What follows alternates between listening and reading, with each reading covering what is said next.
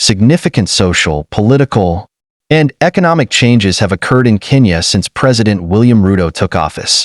The reality has been a combination of advancements and difficulties. Although some of his followers had hoped for a time of constructive reform, Kenya's Gen Z population, who are becoming more outspoken in their demands for political accountability and economic justice, has responded especially well to the improvements implemented under his leadership. I'll discuss Kenya's pre-Ruto situation, the improvements he has aimed to implement, and the unfavorable responses and rising tensions since he took office below. 1. Kenya before Ruto's presidency. Prior to Ruto's appointment, Kenya struggled with ongoing problems of economic disparity, political instability, and corruption. Nonetheless, the nation was seen as a regional economic powerhouse, with a developing tech industry and an expanding middle class. Uhuru Kenyatta and other former leaders prioritized the construction of infrastructure, focusing on large-scale initiatives like the Standard Gauge Railway, SGR, and several road networks that connected isolated regions. But the expense of these initiatives frequently raised questions, with detractors pointing to the nation's large debt and growing living expenses. Though alarming, youth unemployment was largely mitigated by the expanding digital economy, which gave young Kenyans the opportunity to pursue entrepreneurship or remote work options. Kenyatta's government balanced ethnic alliances and political allegiances to preserve a semblance of calm. However, economic difficulties continued, and the need for political reform intensified. Ruto presented himself as the hustler's choice when he stood for president, promising to support the rights of common Kenyans and ease the financial strain on the working class. 2. Positive aspects under Ruto's leadership.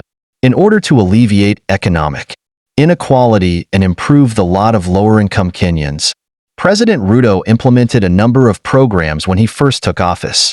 His government sought to encourage the Hustler Fund. This program aimed to empower people in the unorganized sector who were having difficulty obtaining financial aid by providing low-interest loans and grants to small companies and entrepreneurs. Simplified government operations. Ruto's administration promised to reduce bureaucratic red tape and enhance service delivery while addressing corruption and inefficiency in public administration. Ruto's team indicated a shift toward clean governance by placing a strong emphasis on accountability and honesty. Promote foreign investment. The Ruto government has pledged to make Kenya a business-friendly country and has attempted to improve relations with foreign companies. The goal of this program was to draw in foreign investment, which may boost employment and the economy. Many of these measures have come under intense scrutiny in spite of these goals. Critics contend that his economic policies do not adequately address the structural problems that still affect Kenyans, despite his supporters' praise of the Hustler Fund and pledge of accountability. 3. Mounting challenges, Gen Z protests and rising discontent. There has been a rise in social unrest during Ruto's presidency, particularly among Kenya's youth. High unemployment rates, growing inflation, and a lack of opportunity are just a few of the urgent issues that many Gen Z Kenyans believe the government has neglected to solve. Protests on the streets and online have been led by young people who have expressed their dissatisfaction with perceived government inactivity and economic hardship. The way the administration has handled these protests has generated controversy.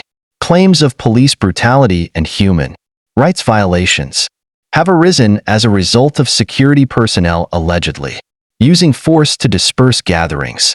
Activists, protest planners, and government critics have been the targets of several reports of kidnappings and arbitrary executions in recent months. Human rights organizations have strongly denounced these strategies, with detractors charging the government of utilizing intimidation and terror to opposition. The world has taken notice of this escalation. The growing number of state-sponsored kidnappings and murders in Kenya has alarmed foreign diplomats from the US and Europe. In addition to damaging Kenya's image, such acts also strain diplomatic ties and might have an effect on future international investment and aid. 4. deterioration of civil liberties and freedom of speech. According to accusations that surfaced as the protests went on, state services were allegedly utilizing technology to monitor communication and intimidate government opponents, as well as to spy on activists and opposition personalities. Reports of the kidnappings of several protest organizers and vocal student leaders have made news throughout the world. Many Kenyans believe that their freedom to voice their complaints has been restricted, and the atmosphere has gotten more tense. Young Kenyans' annoyance has been heightened by the government's seeming suppression of their right to free speech and assembly. Social media channels have been used by Gen Z activists in particular to spread their concerns, plan demonstrations, and share their stories of being harassed and kidnapped by the police.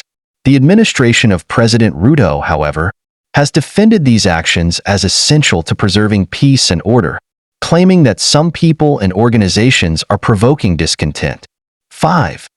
Impact on Kenya's sociopolitical landscape. The sociopolitical climate of Kenya has been altered by the present administration's policies, leaving the country divided. While there are supporters and opponents of Ruto's initiatives, the growing use of force and intimidation against demonstrators is a concerning trend. Kenyan youth are become more politically involved and calling for accountability and reform because they feel alienated and disillusioned. But the government's strategies for stifling dissent have produced a climate of dread and insecurity that has lowered national spirits. The expectation that Ruto's administration would bring about significant change has diminished for many Kenyans, particularly those living in disadvantaged communities. As the number of kidnappings and murders keeps increasing, more and more individuals are demanding that the government reassess its objectives and engage in international involvement. Kenya runs the risk of alienating its young people and widening socioeconomic gaps if Ruto's government keeps repressing opposition. On the other hand, a move towards sincere communication and policy change may contribute to the restoration of public confidence in the administration. The persistent difficulties show that structural changes are required to guarantee Kenya's younger generations both political representation and economic opportunity. By taking a proactive, caring approach to these issues, Kenya may be able to regain stability and preserve the democratic values that its citizens hold dear. Many Kenyans have lost optimism that Ruto's administration would bring about significant change, particularly those living in disadvantaged communities.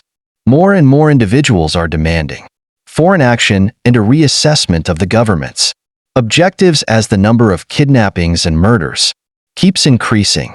Kenya is a divided country as a result of the present administration strategy, which has changed the country's socio-political environment. Both supporters and critics of Ruto's programs exist, but the growing use of force and intimidation against activists is concerning. Disenfranchised and disillusioned, Kenya's youth are turning to politics more and more, calling for reform and responsibility. The nation's general morale has been impacted by the atmosphere of dread and insecurity that the government's strategies to quell resistance have produced.